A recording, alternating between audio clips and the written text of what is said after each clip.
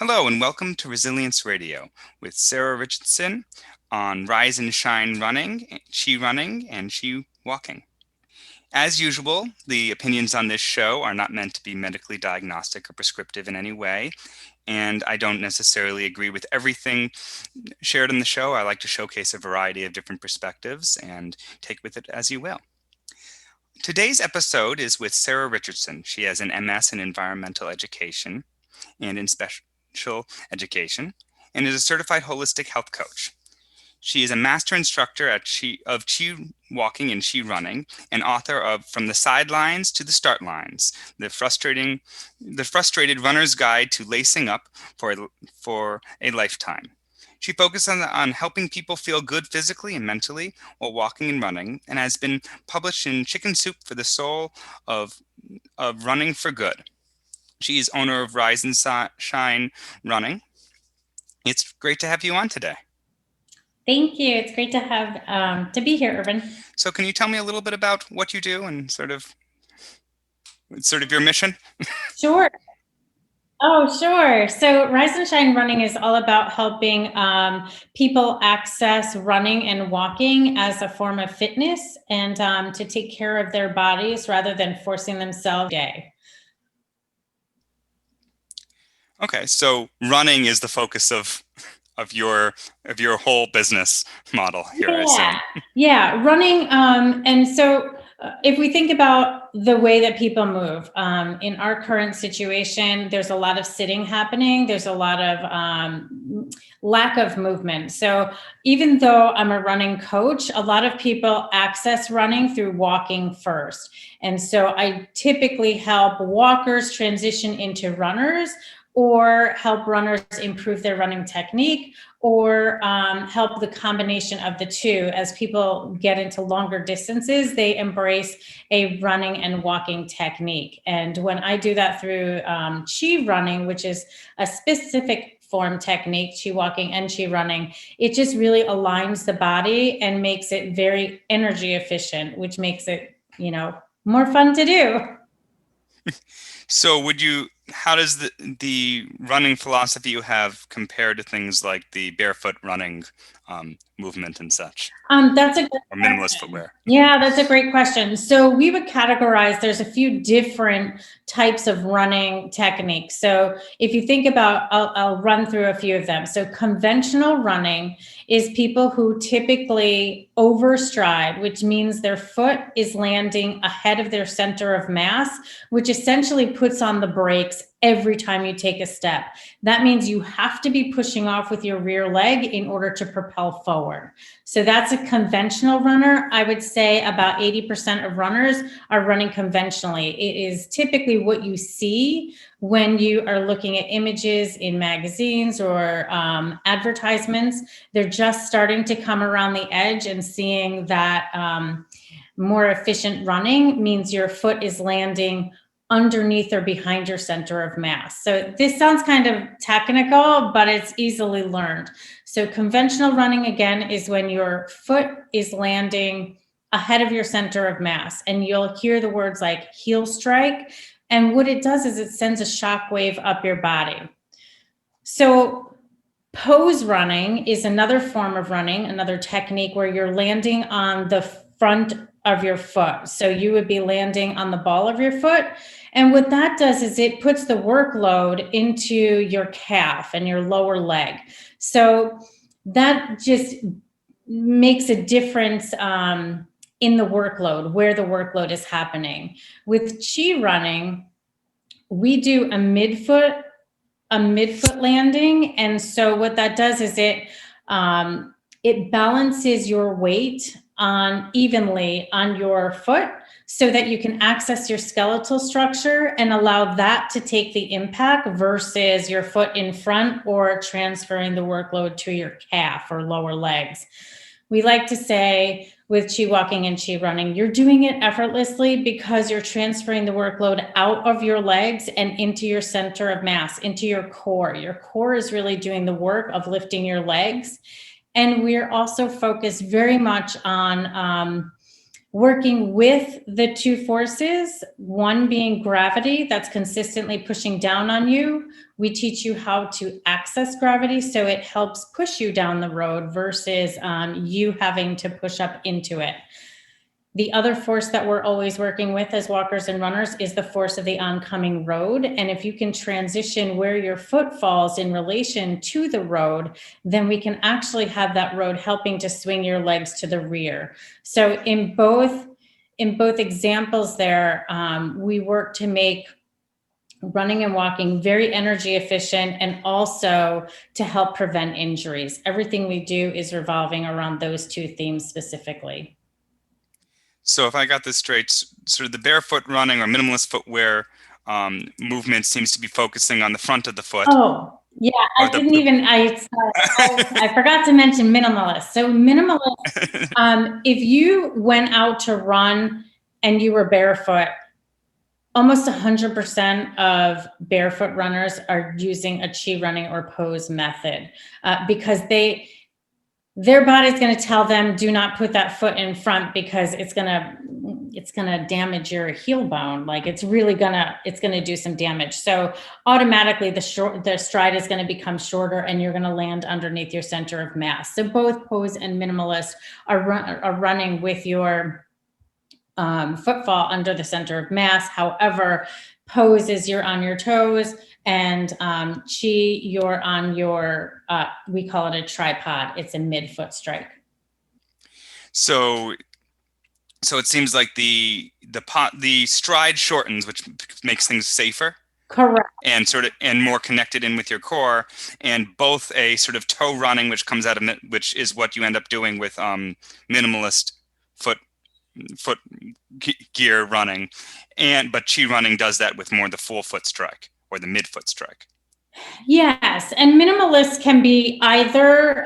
Many minimalists are full foot, so they have that going for them. The difference is, so the stride length shortens, but we run in gears. We teach gears and your cadence stays the same. Again, it gets a little bit technical, but once you learn it, it makes a lot of sense, especially in your body. Our bodies really love routine and rhythm. So the cadence stays the same. And what we try to do is by falling forward and allowing gravity to push you forward, you let your legs swing to the rear and the gears will open up your stride. So if you're going, say, in a first gear, I'll say, your stride length is going to be short. As you fall forward slightly more, that stride length is going to open up slightly more. And if you fall forward even more into a third gear, which would be your race pace, then your stride is opening up even more. However, all of that movement takes place behind your center of mass. That is the major difference. Minimalists, that's really like what they're using on their feet versus like a actual technique. So again, a minimalist might be wearing like the Vibram glove shoes, but their technique could range. I don't think they would typically heel strike because it's going to just hurt and they're not going to do it. We've done lots of exercises with our clients around like, okay, go on the grass and let's do this. And you will notice as soon as the shoes come off, the less heel striking you see, the more natural ChiRunning we witness. So I would say minimalist is really what you're wearing versus an actual technique. But it seems like at times with like the running in the grass kind of thing, you might use it as a tool to help find a good technique for people. Sure. Absolutely. Yeah. And then I've been in clinics myself where, if you try to conventionally run on pavement, you will not, trust me, you just won't do it. Your body will say, nope, shorten that stride. As soon as you go to hit the ground, it'll tuck underneath you. So it propels you into more proper position. Okay. So I want to back up to the name ChiRunning and sort of where that comes from. Why is that? Why is that what it's called? Yeah, so ChiRunning and ChiWalking are actually under the parent company ChiLiving, CHI. And the founders, Catherine and Danny Dreyer, began this movement. No pun intended, but that was kind of neat. Began the movement about 20 years ago. And Danny worked with a Tai Chi master. And what he recognized is that Tai Chi is so wonderful in like grounding the lower portion of the body and really allowing the upper body to be fluid. And what he did is he applied the same movement principles to running and to walking, but it's flipped over. So your upper body becomes the stability and your legs become this nice flowing motion. Because if you think about running injuries, most of them happen from the pelvis down. So the solution to this is changing technique. If we can change the technique to experience fewer injuries, why not go ahead and do that? So he believed wholeheartedly in the Tai Chi method and just applied the same principles to running. And it really becomes a way of life as well, because how you do one thing is how you do everything. We promote body sensing. You should be having this wonderful conversation between your mind and your body and feeling if something is out of alignment, if you're feeling discomfort, what is that message telling you and how do you problem solve with that?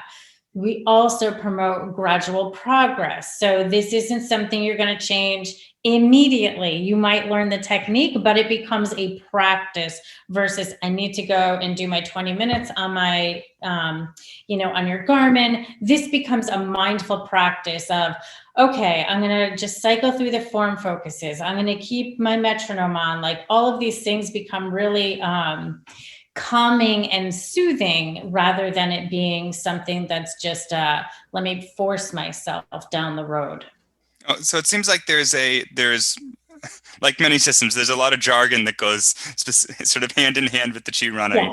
Yeah. Not I'm sure that people would have to take classes or read your book or read some chi running books or something in order to fully understand the jargon and such. But it seems to me like one of the basic things is making sure things are in alignment while you're running, and that's reducing injury Yeah. is the basic theory that and as a structural integrator, I'm often, when I'm watching someone walk and trying to decide whether I actually achieved what I wanted them to achieve, when they step onto the floor, if I sort of watch the force distribution go up their body. Yeah. If I see, and I'm not talking about like, oh, they step so their head like shoots forward, but if I see force seeming to disperse throughout the whole structure in an efficient way, if I can see that it's connecting into their shoulder and their back and not just sort of stopping at different places, Yeah. then I'm like, yes, that's what I'm looking for. So I imagine that's sort of what you're looking for in running, that if the force is stopping at your knee or your hip, then it seems like you'd be more inclined to be injuring a knee or a hip. Yeah, absolutely. And exactly what you were just talking about. The more aligned we can stay while we're walking and running, the more relaxed our extremities can be.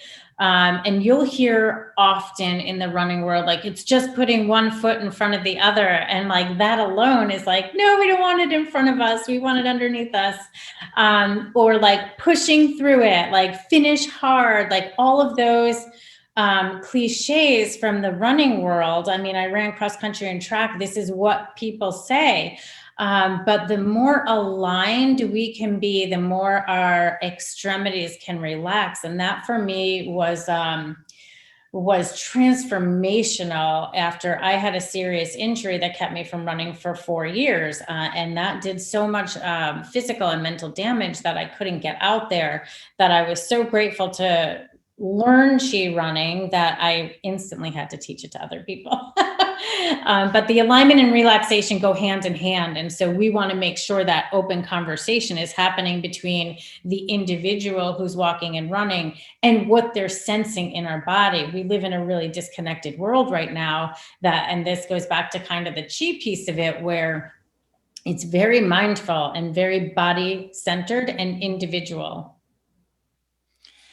So the people who would benefit from ChiRunning, it seems like might run the gamut from sort of the person who's injury prone or already has an injury. It sounds like that was your inroad to this, having an injury. That's and is that, could you speak to sort of the person who benefits the most from ChiRunning? I would say the person that benefits the most is the one who's open to change. So let's be really clear about that. There are a lot of people who like the idea of ChiRunning, but it's not a quick fix. As you know, in your business, like it takes time, it takes energy, it takes mindfulness. You really have to be thinking about how you're moving in your body. So the number one person that's going to benefit is someone who's open to change. With that said, the perfect candidates for ChiRunning would be injured runners looking to return to it, runners who have taken time off for like a lifestyle thing and come back and say, oh my God, this is so hard. I don't know how to get back into this. Why does it feel so difficult now? And the other one is new runners getting into it. What we always kind of think about is like people pay for skiing lessons, people pay for golf lessons, people pay for tennis lessons, but people think just because you have 2 feet, you should automatically know how to run.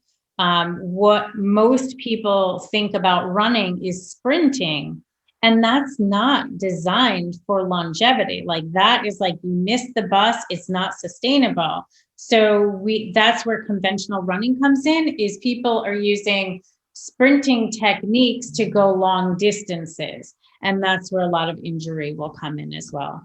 But perfect candidates are people returning, people new, and especially people with injuries. So a sprinter would not necessarily benefit from ChiRunning? No, if you're going to specifically sprint, you need to be doing the heavy weightlifting. You need to be doing the arm pump. Like you need specific things designed for sprinting. But if you're a recreational distance runner, you need to become energy efficient and you need to prevent injuries. So what about for their professional long distance runner? Aside from them having to sort of take a step away from the training that they've already have and be open to something new, which would take time, and I imagine that process would be disruptive to their training regimen. Do you feel like that the professional runner would be benefiting from these philosophies? If they get injured, I would think so, yes. If you're a professional runner and you're not experiencing injury, then you're probably doing it right already. There's nothing to say that my husband's a perfect example. He's a natural ChiRunner. He has never read the book. He's never listened to a DVD or watched a DVD or anything.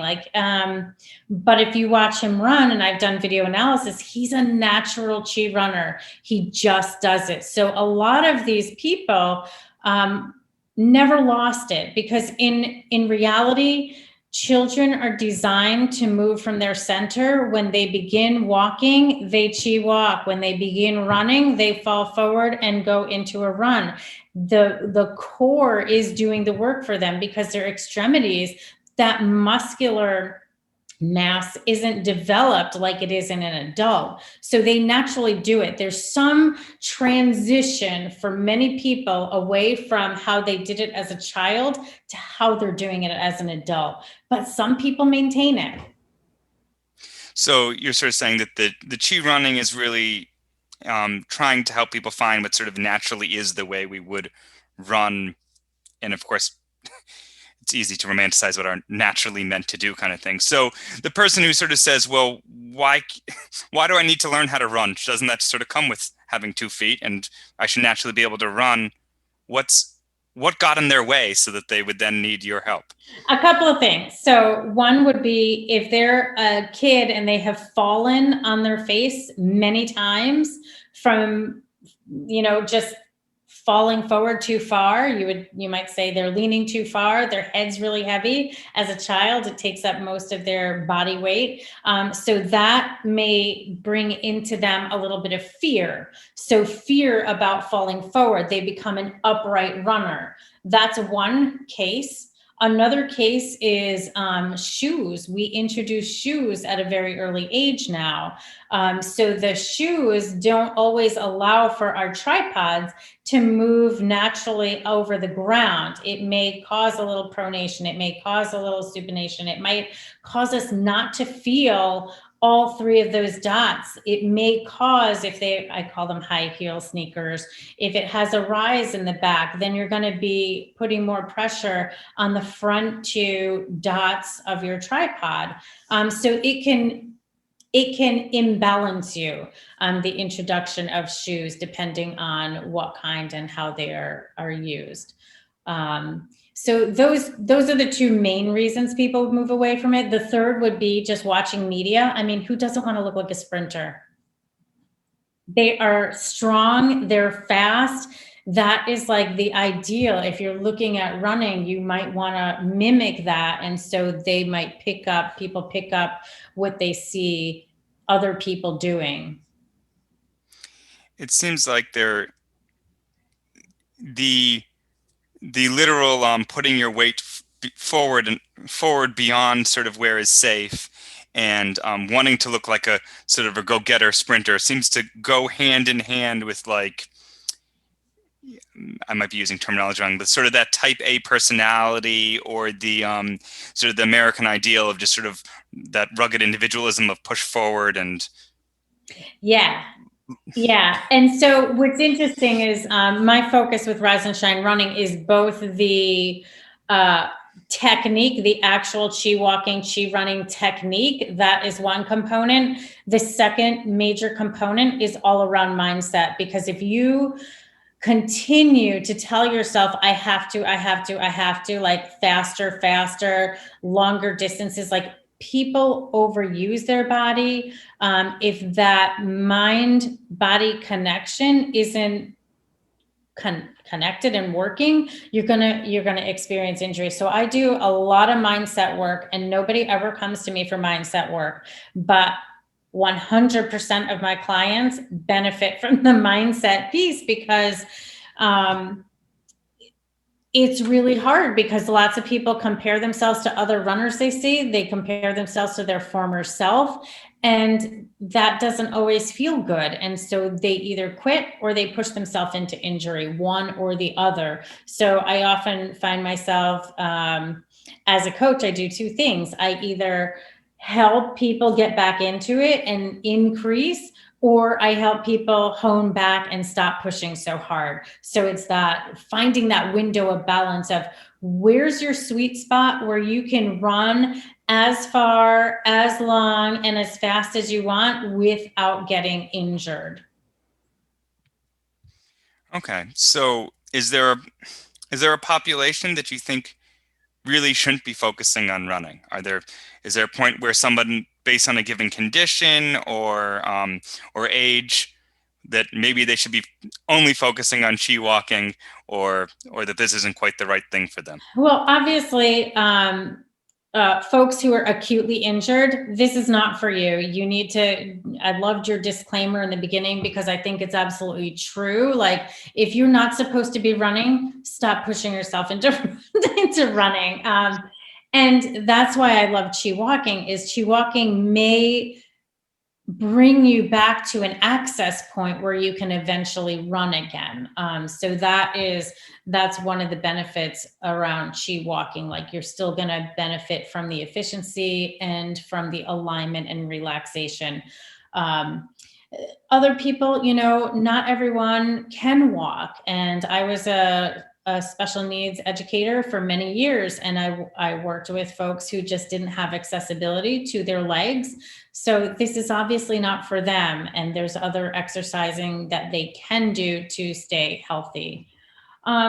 In terms of age, I think as long as you're in this healthy mindset and not pushing into injury, it is accessible for all ages. I watch my father-in-law, who's in his 80s, and he's still running 3 or 4 miles a couple days, 3 times a week.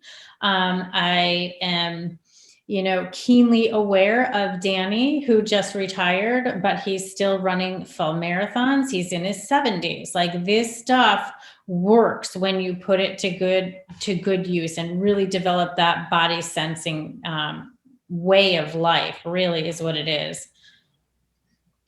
So Danny, is that the man who developed the ChiRunning? Yeah, Danny's the founder. And there's a number of other instructors who are in their 70s as well that are still just amazingly fluent with their running and doing marathons and ultra marathons. It's so impressive. And, that's my hope for myself. So as I continue to develop my practice, I hope to achieve the same types of goals.